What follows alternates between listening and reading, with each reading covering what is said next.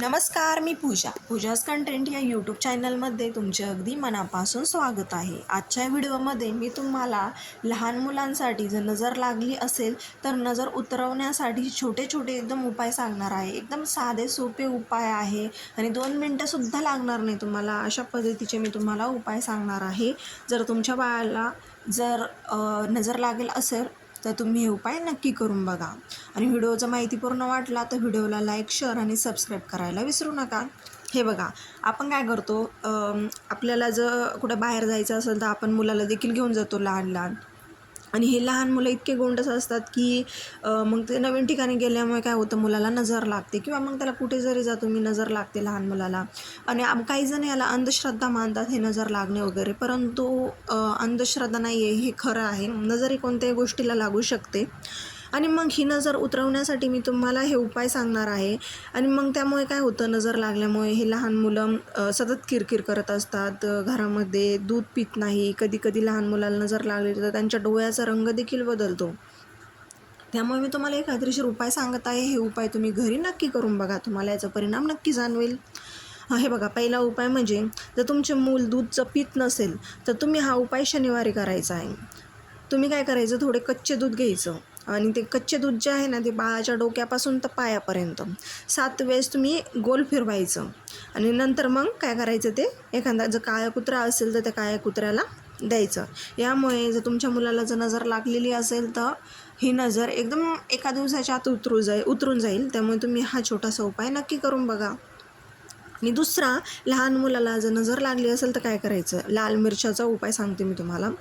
ज्या लाल मिरच्या असतात लवंग्या, त्या 3 लाल मिरच्या घ्यायच्या आणि लहान मुलांवरून 3 वेळेस त्या उतरून टाकायच्या. यामुळे काय होईल, मुलाची नजर लगेच उतरून जाईल आणि मुलगा एकदम किरकिर करत जर असेल तुमचं, ते एकदम शांत होईल. तिसरा उपाय, लहान मुलाला जर नजर लागली असेल आणि तुमच्या मुलांची जर वाढ म्हणजे थांबलेली असेल, म्हणजे समजा त्याची तब्येतीवर त्याचा परिणाम होत असेल, तर ही तब्येत तुमची मुलांच्या सुधारण्यासाठी तुम्ही काय करायचं, तुरटी आणि मोहरीत 7 वेळा काय करायची, तुरटी आणि मोहरी 7 वेळेस तुम्ही मुलावरून ओवाळून जाळून टाकायचं. यामुळे तुमच्या मुलाची तब्येत एकदम व्यवस्थित होईल. आणि चौथा उपाय, जर लहान मुलाला जर नजर लागली असेल, तुमचे मूल खूपच रडत असेल तर काय करायचे, तांब्याच्या भांड्यामध्ये पाणी आणि फूल ठेवायचं. म्हणजे एक तांब्याचं भांडं घ्यायचं कोणतं पण, आणि त्याच्यामध्ये पाणी आणि फूल ठेवायचं. मुलाच्या डोक्यापासून तर पायापर्यंत काय करायचं, 7 वेळा ते उतरून टाकायचं.